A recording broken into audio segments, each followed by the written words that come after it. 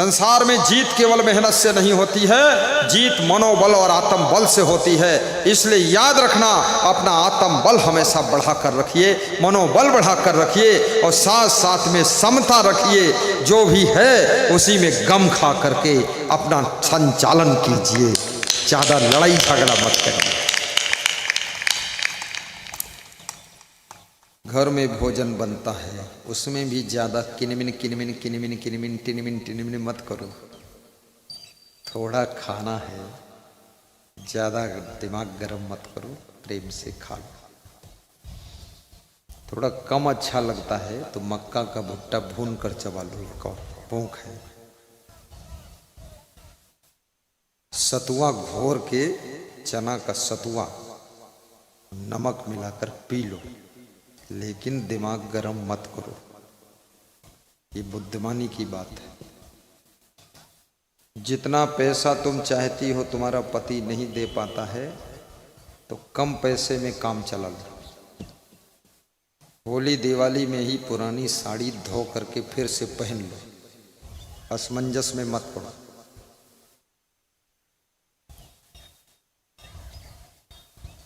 कपड़ों के लिए, सामान के लिए कभी उलझन मत कीजिए, संतोष रखिए और सब लोग सबका ख्याल कीजिए। सासू का धर्म है कि बहू का ख्याल करे, बहू का धर्म है कि सासू का भी ध्यान रखे। पिता का धर्म है अपनी संतान का ख्याल रखे। पुत्र और पुत्री का धर्म है अपने माता पिता का ध्यान रखें। वह कार्य मत करो जिससे आपके माता पिता दुखी हों और अपमानित हों। मनमाने ढंग से किसी लड़की और लड़के के साथ सेटिंग मत बनाओ, इसमें कोई सुख नहीं। तुम्हारे पिता, तुम्हारे भाई अच्छी तरह से परिवार ढूंढेंगे, सभी चीज देखेंगे उसकी, वहां पर विवाह करिए। वे घर भी देखेंगे, बर भी देखेंगे, उसके माँ बाप को देखेंगे, सब सेटिंग देखेंगे। और अगर अपने मन से तुम करोगे, तुम केवल किसी का मुंह देखोगे और कुछ नहीं देखोगे। ज्यादातर लोग लव मैरिज करने वाले मुंह देखते हैं, मुंह ठीक लगता है, बस मुंह देखकर। वो लव मैरिज नहीं, वो मुंह मैरिज। वो मुंह मैरिज, और मुंह मैरिज में सुख शांति कहाँ है? फिर बिगड़ेगा खेल, कलह कलेश होती।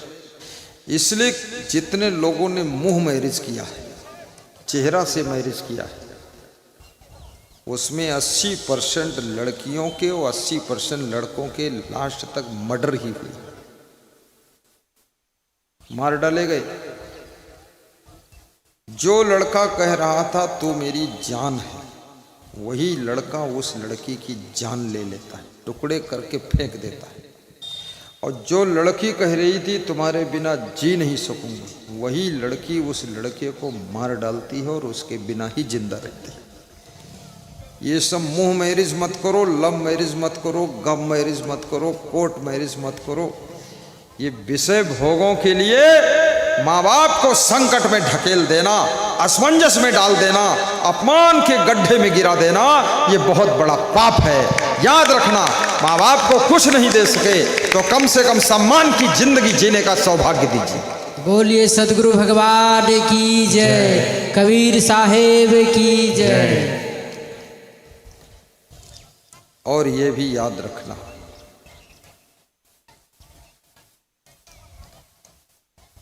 पढ़ाई में भी मन लगाइए। माँ बाप भी थोड़े दिन के मेहमान हैं, दुनिया छोड़ के चले जाएंगे, बूढ़े हो जाएंगे, कमज़ोर हो जाएंगे, बेड रेस्ट हो जाएंगे। दादा दादी 5 साल के बाद जाने वाले, कम से कम दादा दादी की बूढ़ी आंखें भी देख लें, मेरा नाती, मेरा पोता फर्स्ट डिवीज़न पास हुआ है, डॉक्टर बन गया है, जज बन गया है, कलेक्टर बन गया है। और संत बनने की इच्छा हो तो संत भी बनो। संत बनना बहुत अच्छी बात है।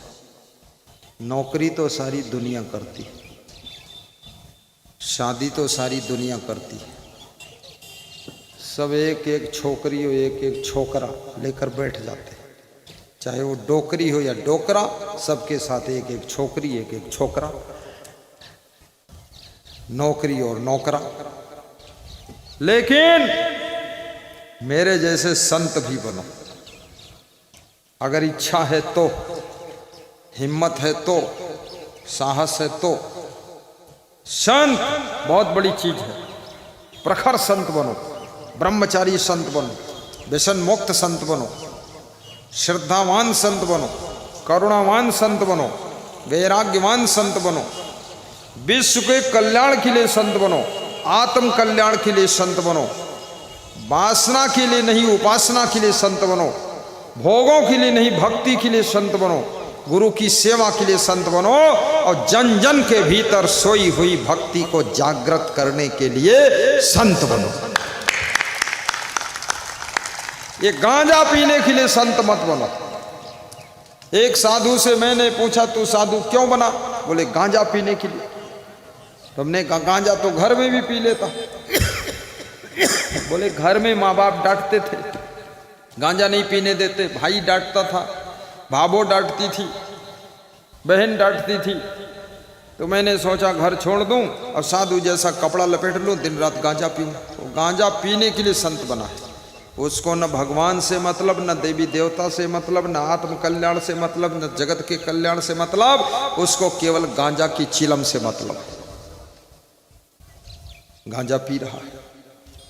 संत को कोई नशा नहीं करना चाहिए और संत को नियम व्रतधारी होना चाहिए और गुरु को त्यागी तपस्वी होना चाहिए। त्याग क्या है?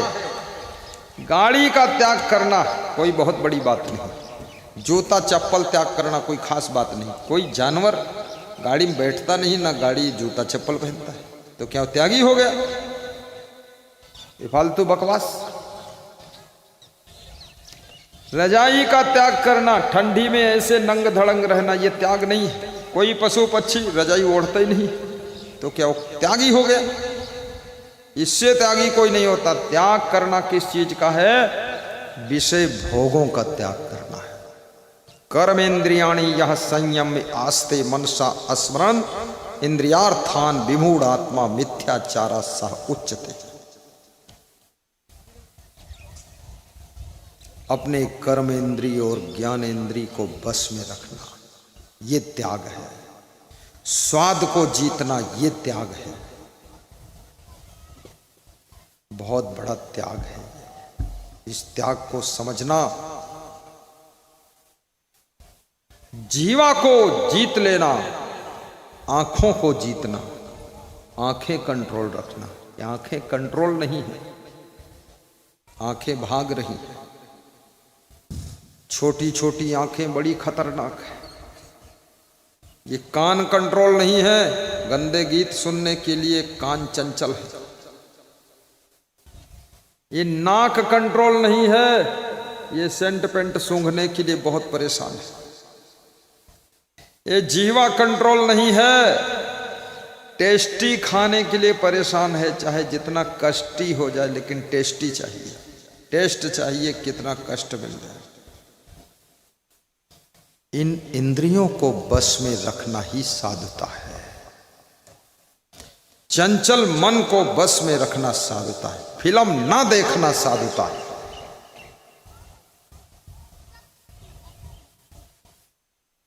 और चाय भी त्याग करना साधुता है। चाय पाई की जरूरत नहीं। साधु, जो सच्चा साधु है वो सुख का सागर होता है। सच्चा साधु, उसके पास बैठने से तुमको खुशी मिलेगी, उसके दर्शन से तुमको प्रसन्नता मिलेगी, उसकी वाणी से तुमको भी सुख मिलेगा। इसलिए सच्चे संत की शरण में जाइए।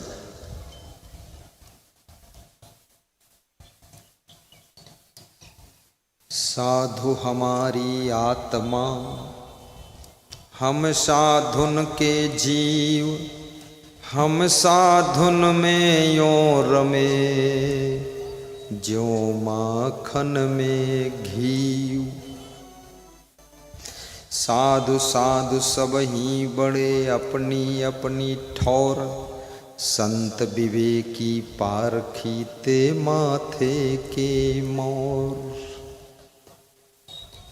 तुम्हारे पास में 3 चीजें हैं।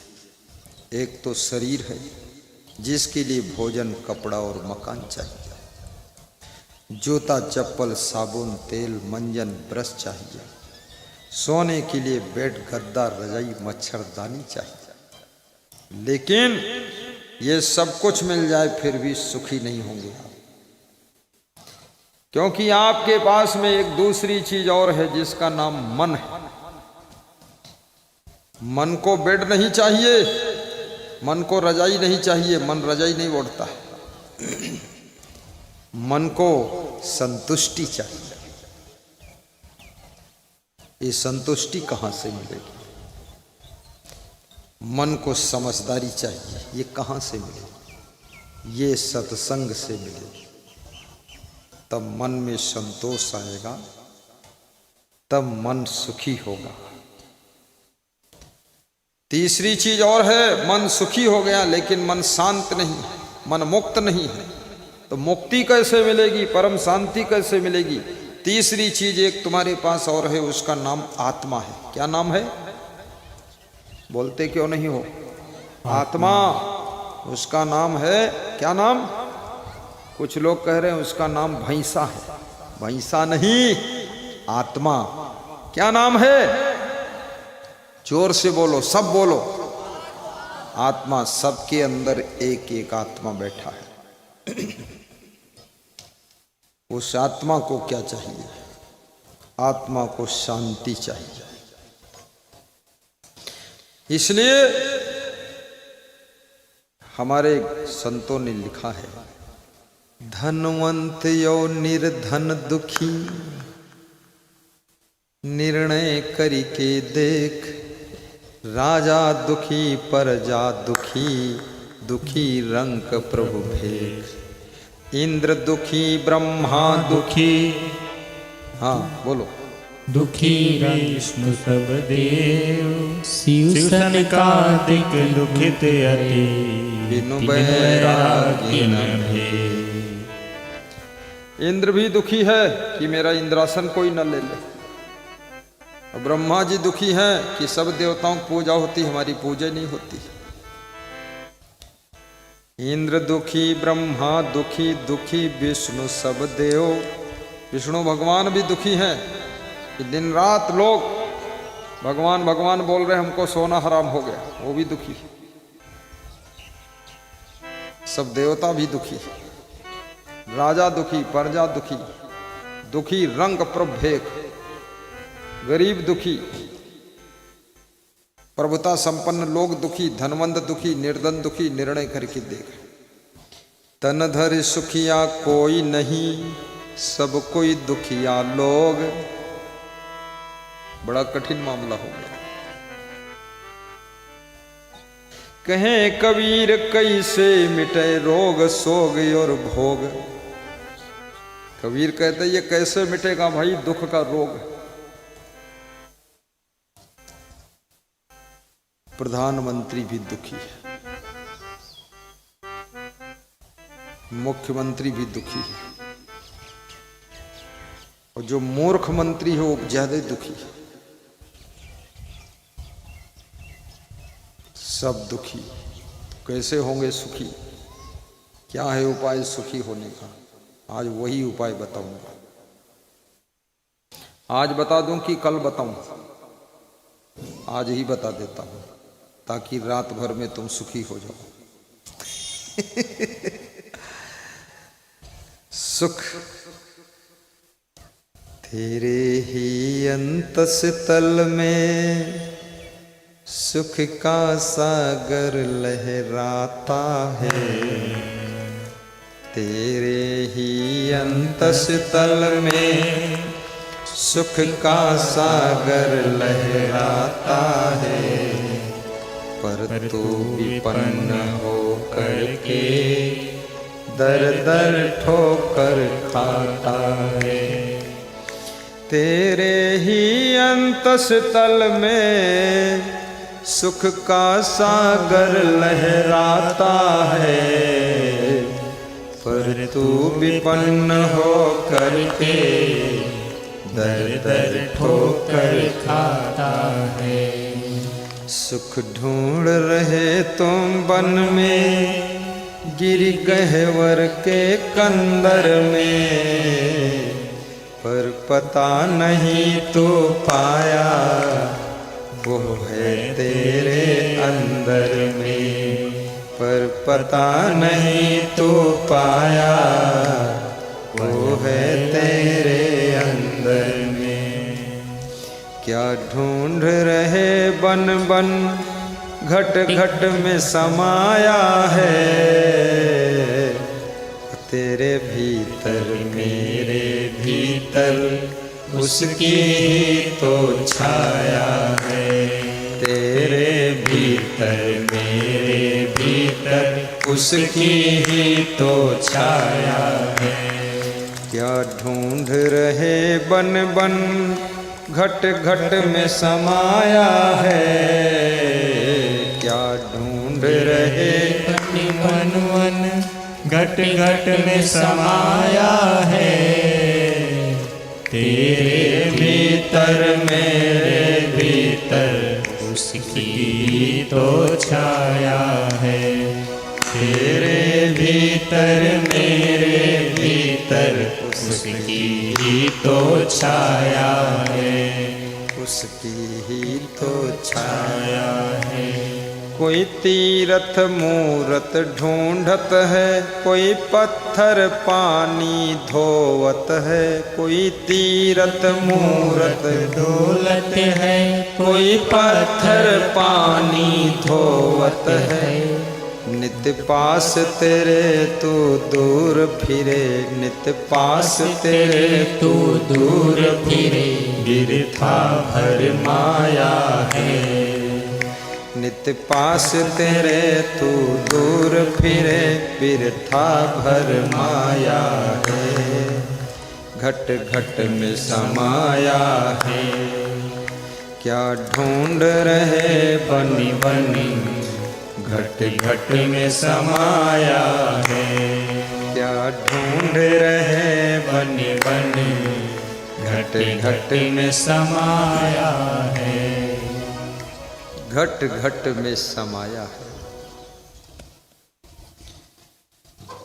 मनुष्य का मन सुख को बाहर ढूंढता है।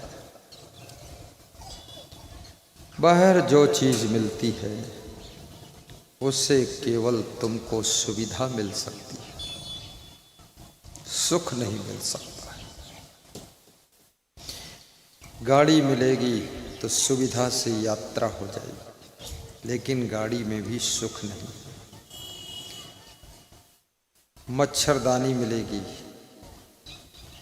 मच्छरों से बच जाओगे, लेकिन मच्छरदानी के भीतर भी नींद नहीं आएगी, चिंता है।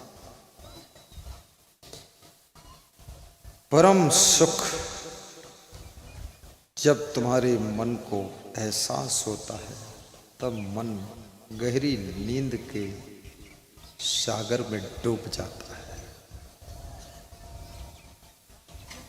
कितने लोग सोते समय बहुत सोचते रहते हैं, सोते कम है, सोचते ज्यादा है। और जिसका मन सोते समय सोचता है, उसका शरीर कुछ दिनों के बाद बीमार हो जाता है। उसको पता भी नहीं चलता है कब कौन इतनी बड़ी बीमारी कहां से आ गई, क्योंकि गहरी नींद के बिना इस शरीर को विश्राम नहीं मिलता है, मन को चैन नहीं मिलती है। और संसार में अधिकतर लोग सोचते बहुत हैं, चिंता बहुत करते। चिंता जिंदा को जलाती है और चिता मुर्दा को जलाती है। तुम जिनके लिए चिंता कर रहे हो उन लोगों को उनकी खुद की भी चिंता नहीं। तुम जिनकी चिंता करते हो वे लोग खुद की भी चिंता नहीं करते हैं, तो तुम बहुत बड़े अज्ञानी हो। इसलिए निश्चिंत होकर काम कीजिए, मैनेजमेंट अच्छा कीजिए, पहले से डिसीजन लीजिए, परिस्थितियों को ताड़ लीजिए, कंडीशन को रीडिंग करिए। आदमी को भी पढ़ना सीखो। कितनी इंग्लिश पढ़ लो, मैथ पढ़ लो, बायोलॉजी पढ़ लो, केमिस्ट्री पढ़ लो, लेकिन याद रखना जब तक आदमी को पढ़ना नहीं आएगा जिंदगी में बार बार फेल हो जाओगे, असफल हो जाओगे और ठगा जाओगे और दुख पाओगे। सब पढ़ाई स्कूल में होती है, लेकिन आदमी को पढ़ने की पढ़ाई स्कूल में नहीं होती। आदमी को पढ़ना सीखो। जानवर को तुम समझ जाते हो लेकिन आदमी को नहीं समझ पाते। आदमी एक ऐसा प्राणी है क्षण क्षण अपने मन को बदलता है, विचारों को बदलता है, रुचि को बदलता है। आदमी को पढ़ो, ये आदमी, और जिसने आदमी को संभाल लिया है तो फिर वो आदमी तुम्हारा सारा सिस्टम संभाल लेगा। आदमी को संभालना भी सीखो, और कदम कदम पर आदमी से ही तुम्हारा रिश्ता है।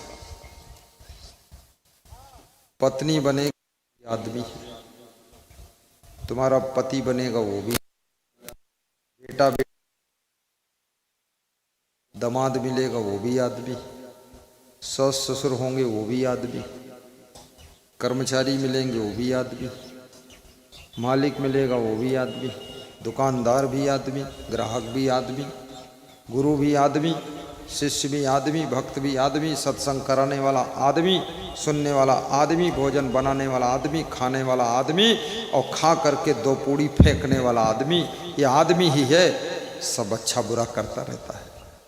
इसलिए आदमी को संभालना 50 हाथी संभालना आसान है, शेर बाघ संभालना आसान है, सांप को संभालना आसान है, अरे ये सब कंट्रोल करना आसान है, लेकिन आदमी को संभालना बहुत कठिन है।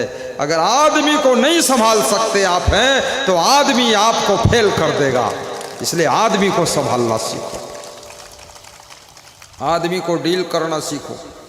बेटा भी मिलेगा वो भी आदमी, बहू आएगी वो भी आदमी, सासू मिलेगी वो भी आदमी, नौकर मिलेगा आदमी, चोर घर में घुसेगा वो भी आदमी, जिसके घर चोरी करेगा उसी आदमी। सब आदमी ही आदमी है। कितना आदमी है, लेकिन याद रखना आदमी की शक्ति से अब डर रहा है आदमी। आदमी की शक्ति से अब डर रहा है आदमी, और आदमी को लूट कर घर भर रहा है आदमी। आदमी को लूट कर घर भर रहा है आदमी, और आदमी ही मारता है, मर रहा है आदमी। समझ कुछ आता नहीं, क्या कर रहा है आदमी, क्या कर रहा है आदमी।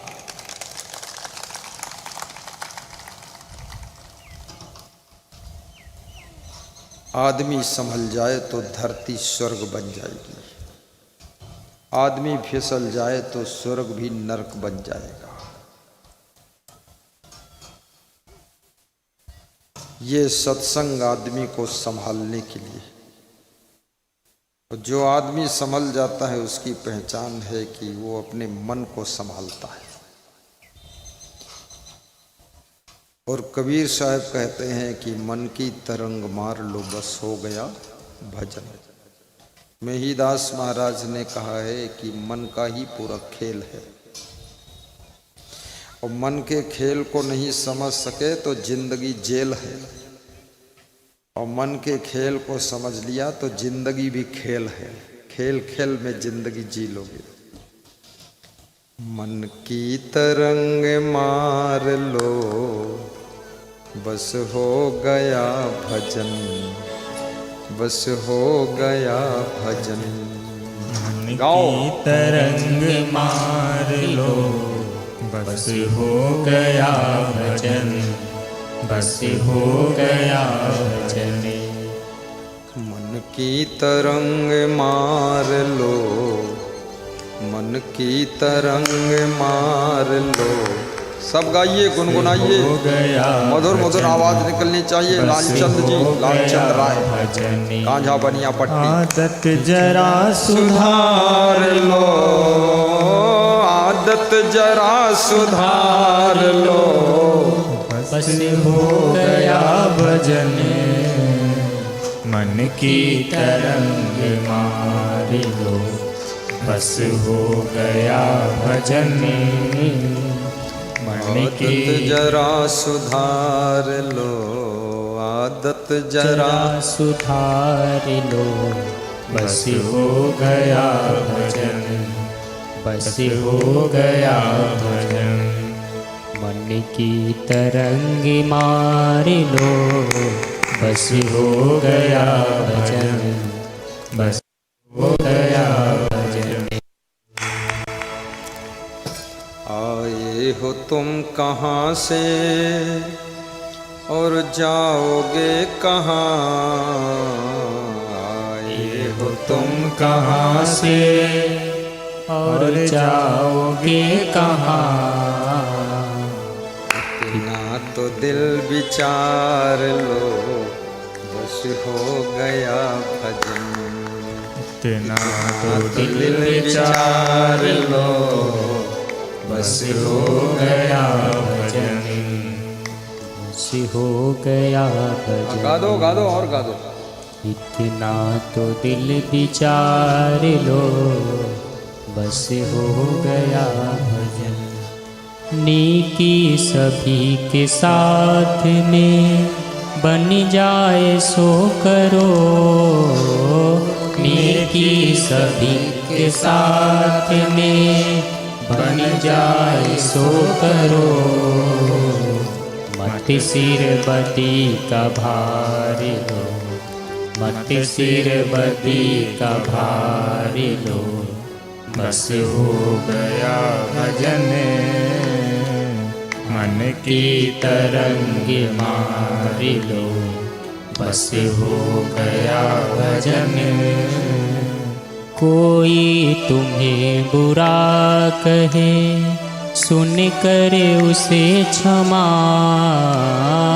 कोई तुम्हें बुरा कहे सुन कर उसे क्षमा।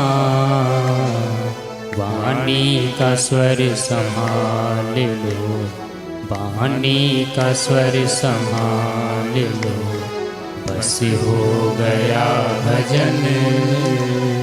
मन की तरंग मार लो बस हो गया भजन। सिद्धांत साफ साफ है सतगुरु कबीर का, सिद्धांत साफ साफ है सतगुरु कबीर का। निज हंस रूप जान लो, निज हंस रूप जान लो बस हो गया भजन। मन की तरंग मार लो बस हो गया भजन। आदत जरा सुधार लो बस हो गया भजन। आदत जरा सुधार लो बस हो गया भजन। मन बहुत की सुंदर गाया। तरंग आनंद आ गया। बस हो गया भजन,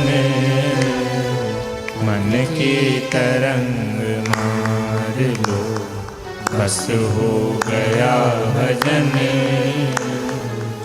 बोलिए सद्गुरु भगवान की जय। सदगुरु कबीर साहिब पूछ रहे हैं, आए हो तुम कहाँ से और जाओगे कहाँ? ये बड़ा कठिन प्रश्न है।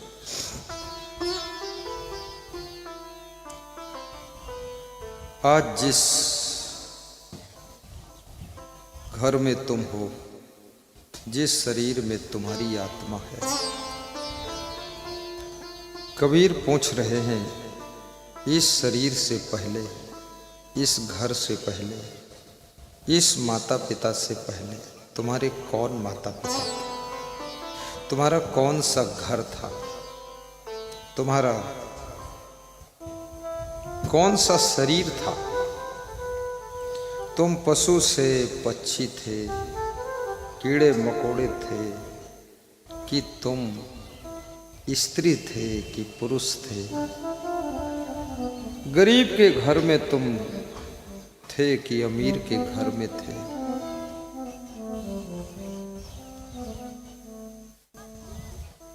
ये तो बताओ।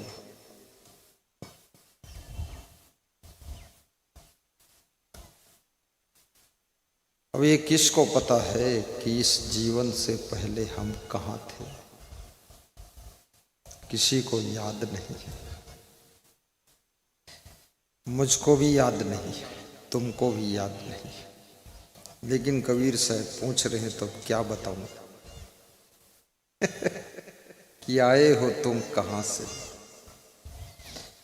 याद हो ना हो, लेकिन थोड़ा सा अनुभव कीजिए। यदि बचपन से तुमको भक्ति प्रिय लग रही है तो समझ लो तुम इस जीवन से पहले भी मनुष्य ही थे, क्योंकि मनुष्य ही भक्ति करता है। और इस जीवन से पहले तुम किसी सत्संगी भक्त के घर ही पैदा हुए थे, वहां थे, और वहां भक्ति करके तुम्हारा शरीर छूट गया, शांत हो गया। आज यहाँ जन्म लिए हो कदवा वासा में, तो आज फिर यहाँ तुमने भक्ति शुरू कर दिया है। इससे पता चलता कि पूर्व जन्म में भी तुम भक्त ही थे। लेकिन यदि तुम्हारे अंदर भक्ति नहीं है, माँ बाप भी समझाते हैं जरा गुरुजी का दर्शन कर लो, कंठी माला पहन लो, गुरु मंत्र सुन लो। तुम कहते हो नहीं नहीं नहीं, मैं दर्शन नहीं करूँगा, मैं सत्संग नहीं सुनूंगा, कंठी माला नहीं पहनूंगा। तो इस बात से संकेत मिलता है कि इस जीवन से पहले भी तुम भक्ति में नहीं थे,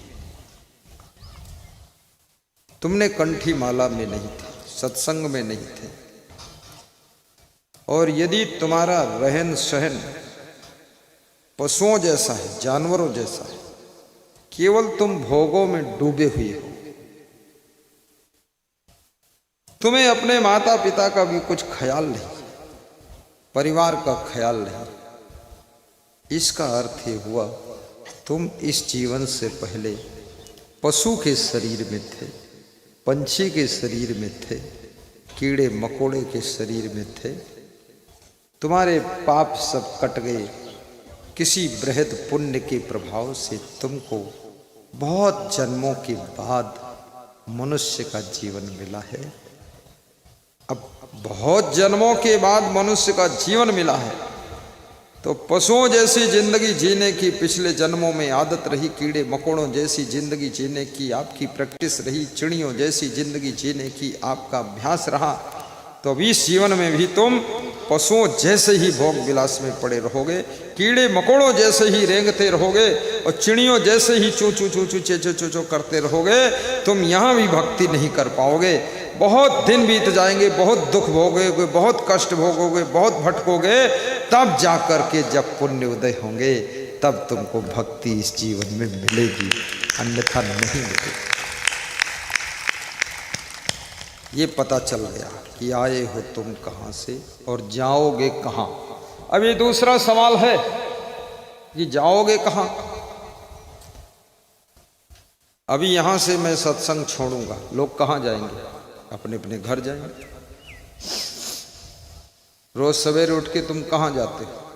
कोई सर्विस में जाता, कोई खेत में जाता, कोई दुकान पर जाता है, कोई नौकरी मजदूरी करने जाता है। तो जाओगे कहाँ? कबीर साहब कहते मरने के बाद, मृत्यु के बाद तुम कहाँ जाओगे? बताओ। कबीर साहब तुमसे पूछ रहे हैं, हमसे भी पूछ रहे हैं कि मरोगे तब कहाँ जाओगे? मरिहो रे तन काल करिहो।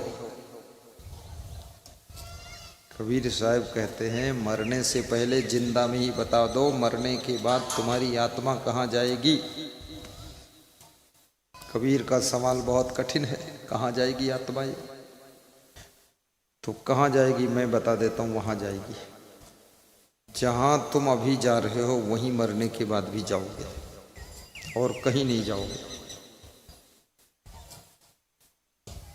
यदि तुम भक्ति कर रहे हो, सत्संग सुनने में रुचि है, दान पुण्य में रुचि है, सेवा में रुचि है और पूरी जिंदगी भर खूब सेवा कर रहे हो, ज्ञान में रमण कर रहे हो, मर करके तुम फिर से मनुष्य के शरीर में ही जाओगे और मनुष्य का शरीर 100% मिलेगा और किसी महान भक्त के घर में ही जन्म मिलेगा और ऐसे इलाके में पैदा होगे जहां पर कोई महान संत आकर सत्संग सुनाएगा, उसके दर्शन करके गुरु मंत्र भी लोगे, ऐसे में जन्म मिलेगा।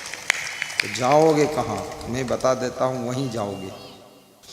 और यदि जीवन में भक्ति नहीं किया, सत्संग भी नहीं सुना, कोई रुचि नहीं, भंडारा में कुछ दान पुण्य भी नहीं किया और सत्संग कराया भी नहीं, तो याद रखना सत्संग केवल मनुष्य ही सुनता है और मनुष्य ही सत्संग कराता है और मनुष्य ही भंडारा करता है। चिड़िया भंडारा नहीं करती, हाथी प्रवचन नहीं करवाता है, शेर बाघ श्रोता बनकर नहीं बैठते हैं। ये केवल मनुष्य का गुण है, मनुष्य की कला है, मनुष्य का ही लक्षण है। तो जो लोग सत्संग से दूर रहेंगे उनको अगले जन्म में सत्संग सुनने वाला शरीर नहीं मिलेगा, वो शरीर मिलेगा जिसमें सत्संग सुन ही नहीं सकते हैं। या तो वो मच्छर बनेंगे, बिच्छू बनेंगे, सांप बनेंगे, कुत्ता बनकर पैदा होंगे, कीड़े मकोड़े बनेंगे, जानवर बनेंगे, शेर बाघ चीता बनेंगे, हाथी गधा बनेंगे, लेकिन मनुष्य का शरीर नहीं मिलेगा। इसलिए मनुष्य जीवन मिला है।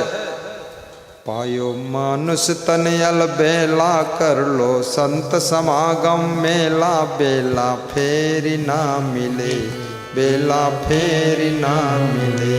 पायो मानुष तन अलबेला, कर लो संत समागम मेला, बेला फेर ना मिले, बेला फेर ना मिले।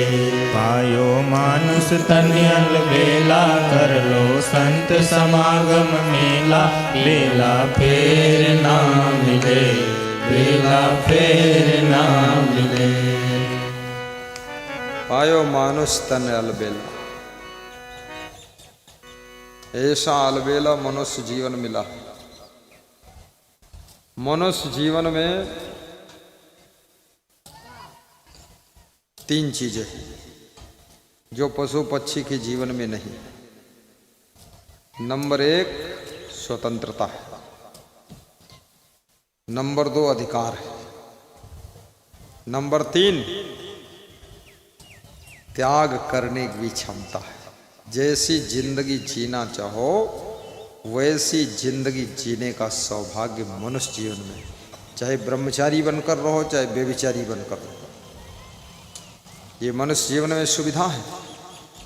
पशु पक्षी में ये नहीं है। पशुओं को ज्ञान होता ही नहीं है कि हम कैसे नियम पालन करें। पशुओं के पास ये ज्ञान विवेक नहीं। लेकिन मनुष्य कितना ही बिगड़ा मनुष्य हो, सत्संग पा करके उसका मन बदलता है, विचार बदलते हैं, शराब छूट जाती है। लेकिन पशु जो मारू पशु है, उसको कितना प्रवचन सुना दो, कितना दूध लस्सी खिला दो, लेकिन वो मारेगा ही, वो मारना नहीं छोड़ेगा।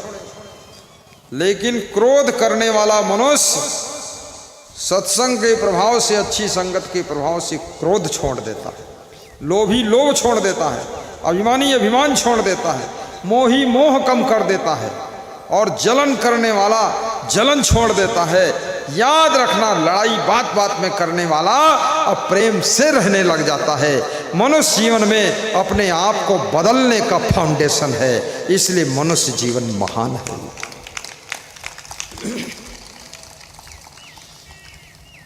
मानुष तेरा गुण बड़ा, मास न आवे काज, हाड़ न होते आभरण, तो चान बाजन बाजी। हे मनुष्य, तेरे गुणों की महिमा है, तेरे गुणों के कारण ही तेरा आदर है। आप गौर से देखिए, ये माइक जो मेरे सामने रखा है, इस लोहा का वजन 1 किलो, दोनों का वजन 1 किलो, और इसकी कीमत 20,000 40,000 है, यही केवल, बस। बाकी सिस्टम तो 2-3 करोड़ का है। ये जो सामने रखा है, कोई चोर ना सुन रहा हो, नहीं इसी को चुरा लेगा। नहीं चुराएगा, चोर भी दान करेगा, आज से चोरी छोड़ेगा, वो भी अच्छा इंसान बनेगा। जो मनुष्य जीवन में चोरी करता है, वो मनुष्य शरीर छूटने के बाद, मृत्यु के बाद चूहे की योनि में जन्म पाता है, चूहा बनता है। चूहा चुरा चुरा कर खाता रहता है। जो मनुष्य जीवन में चुरा के दूध पीता है, वो अगले जीवन में बिल्ली बनता है, सबके घर बिल्ली बनकर दूध पीती है। इसलिए मनुष्य जीवन में ये सब छोड़ दो। अभी लोहा, 1 किलो लोहा 20,000 30,000 40,000 का है, लेकिन मार्केट में लोहा खरीदो, 1 किलो लोहा, नया लोहा 80 रुपया किलो है, पुराना लोहा 30 रुपया किलो, 40 रुपया किलो, कबाड़ी लोहा। लेकिन 1 किलो लोहा, इसकी कीमत इतनी ज़्यादा क्यों? क्योंकि इसमें गुण है। क्या गुण है? इस लोहा में गुण है गुरु जी की आवाज़ को दूर तक पहुंचाना, बस यही गुण है। इस गुण के कारण इसकी कीमत है और इसका सम्मान है। ये मेरे सामने बैठता है, यहाँ सामने मक्खी बैठ जाए वो भी भगाई जाती है, क्योंकि इसमें कोई गुण नहीं, उसको कौन बैठने देगा। यहाँ सामने भैंस खड़ी हो जाए वो भी भगाई जाएगी, क्योंकि दूध देने गुण है, लेकिन व्यासगादी पर क्यों खड़ी है? उधर जाओ दूध दो जाकर। यहाँ पर इसका सम्मान है, क्योंकि गुरु की आवाज़ को दूर तक पहुँचा करके श्रोताओं के कान में प्रवेश करने का गुण है। ये गुणों की कीमत है, क्वालिटी की कीमत है। ऐसे ही आप अपने भीतर गुण पैदा करिए। गुणवान बनो।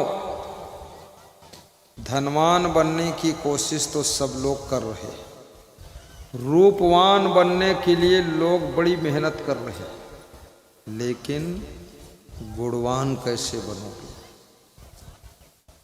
गुणवान, गुणविहीन मनुष्य फलविहीन वृक्ष को पंछी छोड़ देते हैं, छाया विहीन पेड़ को पथिक छोड़ देता है, जल विहीन तालाब को मेढक छोड़ देते हैं, फूल विहीन फुलवारी को भंवरे तितलियां त्याग कर देती हैं, गुण विहीन मनुष्य को पूरा संसार छोड़ देता है, पूरा संसार छोड़ देता है। इसलिए गुणवान बनो। गुणवान बहू बनो, गुणवान पिताजी बनो, गुणवान बेटा बनो, गुणवान भाई बनो, गुणवान पति बनो, गुणवान पत्नी बनो, गुणवान गुरु बनो, गुणवान शिष्य बनो, गुणवान भक्त बनो। गुणों का ही सम्मान है, जो गुणवान नहीं उसका सम्मान नहीं। तो गुण कौन कौन होते, क्या गुण क्या चीज है? गुण गिना रहा हूं। नम्रता गुण है, सहनशीलता गुण है, दया गुण है, क्षमा गुण है, प्रेम करना गुण है। किसी किसी में प्रेम का गुण बहुत होता है। प्रेम और तो कुछ खास नहीं उसके पास, लेकिन प्रेम बहुत है। मैं गुजरात में बहुत वर्ष पहले, करीब 30-32 वर्ष पहले गया था। अभी तो हर वर्ष जाता हूँ, पहली बार गया तो वहाँ राजकोट के पास में एक लीमड़ी है, शहर लीमड़ी। सब प्रदेशों के गांव शहरों के नाम बड़े अलग हैं, अटपटे हैं। उसको लीमड़ी बोलते थे, लोमड़ी नहीं, लीमड़ी। जैसे यहाँ भी अटपटे नाम लगेंगे, गुजरात वालों को यहाँ के नाम अटपटे लगेंगे। यूपी के नाम अलग टाइप के, छत्तीसगढ़ में नाम गांव के नाम ऐसे होते ना, चटौद, मरोद, खरोद, पलौद, थड़ौद, ऐसे नाम हैं। अब यहां तुम देख लो कैसे नाम है, कादनवासा है, कदवावासा, कादनवासा, और पूर्णिया, पूर्णिया, और कंझिया बाना, वो मांझा कन्या, कंझिया क्या है, हैं? कांझा बनिया पट्टी, देखो कितना लंबा है, कांझा बनिया पट्टी। वो मलनिया, ऐसा नाम, मलनिया है, निपनिया, निपनिया, मलनिया। तो ये हम लोगों को अटपटा लगता है, लेकिन जहाँ के लोग उनको बहुत अच्छा लगता है।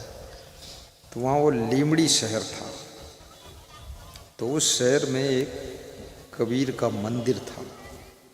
तो वहाँ हम लोग गए थे 1 घंटा के लिए। कोई बातचीत नहीं करेंगे, कृपया शांति माता बहन, सब संतोष करो। तो वहाँ एक साधु था, काला काला सा था, बड़ा बदसूरत, उसका मुंह भी उबड़ खाबड़ और दाढ़ी मूंछ बदसूरत, और दांत इतने खराब, टेढ़े मेढ़े और गंदे फंदे। वही मिला, हमारे भाग्य से वही मिला, मैलुआ। और वो बातें बहुत करता, वहीं का संचालक था। पता नहीं क्यों खुश हुआ, वो हंसता ही रहता था, वो हंसता था, दांत बड़े खराब लगते थे उसके। मैंने उससे कहा तू हंस मत। बोले मैं हंसूंगा और तभी तुम फंसोगे। तो हमने कहा हमको फंसाना है? बोले आपको रात यहाँ रोकना है। तो हमने कहा मेरे को टाइम नहीं है, मेरे द्वारिका जाना है। बोले अरे साहब जी, अरे साहब जी, साहब जी आप आए, हम धन्य हो गए। अरे साहब जी जरा यहाँ पर हमारा फार्म हाउस है, देख लो, फार्म देख लो, पास में है, बगल ही में है। तो मैंने कहा टाइम नहीं है, शाम के 4 बज गए, जाना है 200-250 किलोमीटर। अरे बोले पास में, बगल में। तो मैं गया बगल में, वो 25 किलोमीटर लंबी बगल थी, 25 किलोमीटर की बगल। वहाँ पहुँचते पहुँचते 1 घंटा हो गया, लौटते लौटते 6:30 बज गए, सूर्य अस्त हो गया। तो हमने कहे तो देर हो गई अब। बोले इसीलिए तो देर किया हूँ, यहीं सो जाओ आप हमारे आश्रम। तो इतना उसमें प्रेम का गुण था, फिर हमें प्रोग्राम चेंज करके वहीं सोना पड़ा। दोबारा तो मैं कभी खैर उसके यहाँ गया नहीं, टाइम नहीं मिला, और साथ में वो मर भी गया होगा, क्योंकि बुढ़ा टाइप का था। लेकिन उसके प्रेम की आज भी याद आती है। तो प्रेम का गुण विकसित करने में पैसे खर्च होते हैं? नहीं। किसी से तुम प्रेम से बात करो, पैसा नहीं खर्च होता है। लेकिन प्रेम करना आ गया तो प्रेम की ताकत से पैसा बहुत मिलता है, पैसा बहुत मिलता है।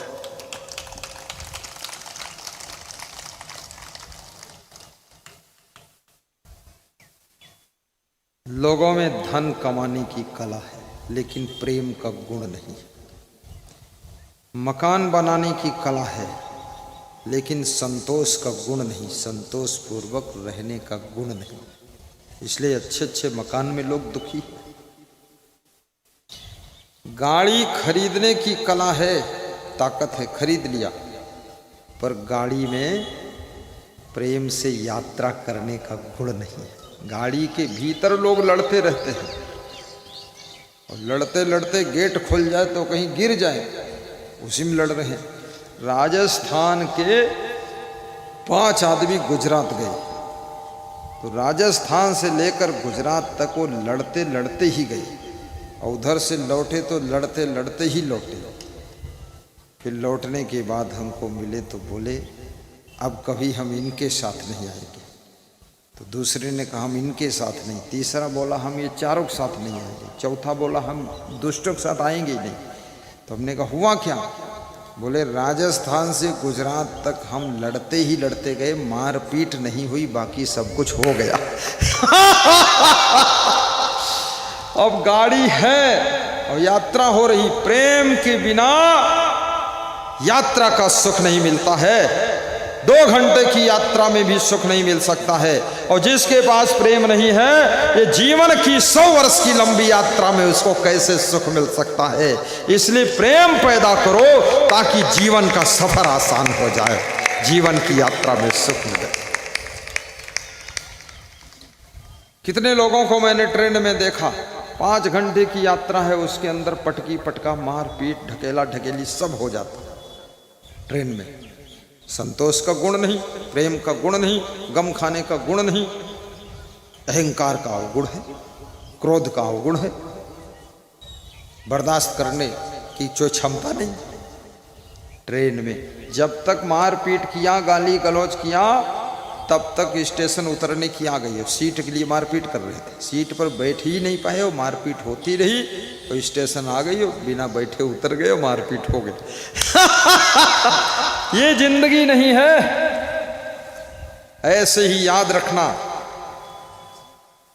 आप जिस परिवार में हो उस परिवार में भी हमेशा नहीं रहोगे। 20 साल, 50 साल, 70 साल, बस इससे ज़्यादा नहीं।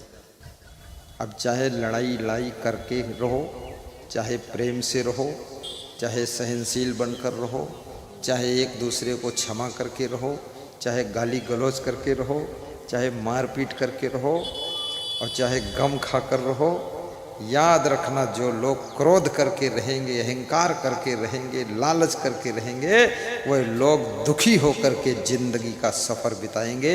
और जो लोग त्याग से रहेंगे, गम खाकर रहेंगे, सहनशील बनकर रहेंगे और प्रेम करके रहेंगे, वही लोग सुख के सागर में गोता लगाएंगे, सुख के सागर में गोता लगाएंगे। बोलिए सतगुरु भगवान की जय। इसलिए प्रेम बढ़ाइए, धन भी बढ़ाइए, लेकिन धन के साथ में धर्म बढ़ाइए। मकान अच्छा बनाइए, लेकिन मकान के साथ में अंदर प्रेम से रहिए। मकान ईंट पत्थर सीमेंट से बन जाता है, लेकिन प्रेम पैसे से नहीं मिलता है। प्रेम तो आपको पैदा करना पड़ता है। मकान के भीतर प्रेम से रहोगे तो ही सुख मिलेगा। लड़ झगड़ कर रहोगे तो हवेली में भी दुख मिलेगा। इसलिए प्रेम से रहना। प्रेम कैसे करोगे? गलती बार बार मत करिए, तभी प्रेम रहेगा। बार बार गलत काम करना छोड़ दो, तभी प्रेम रहेगा। तुम उल्टा पलटा करोगे, प्रेम टूट जाएगा। मनमानी करना छोड़ दो तो ही प्रेम रहेगा। झूठ बोलना छोड़ो, तुम पत्नी से 1000 झूठ बोलोगे, प्रेम नहीं रह सकता। पत्नी इतनी बुद्धू थोड़े, पत्थर की मूर्ति नहीं, वो भी सब जान जाती, आइडिया लगा लेती है कि ये चंदूलाल झूठ बोल रहा है। तुम अपने पति को गुमराह करोगे, वो जान जाएगा, प्रेम खत्म हो जाएगा। जितने अवगुण हैं, बुराइयां हैं, दुर्गुण हैं, जितनी भूल है, अज्ञान है, उसी के कारण प्रेम टूटता है। प्रेम को बनाए रखने के लिए अंतःकरण को शुद्ध करना पड़ेगा, मन को निर्मल करना पड़ेगा, तभी प्रेम जिंदा रहेगा। अन्यथा प्रेम बहुत कोमल होता है, प्रेम मर जाएगा। और जिसके जीवन में प्रेम नहीं, जिसको प्रेम मिलता नहीं, जो प्रेम से जी नहीं सकता है, उसकी जिंदगी बोझा बन जाती है। और जिसको प्रेम मिल जाता है, उसकी जिंदगी पूजा बन जाती है, उसकी जिंदगी पूजा बन जाती है।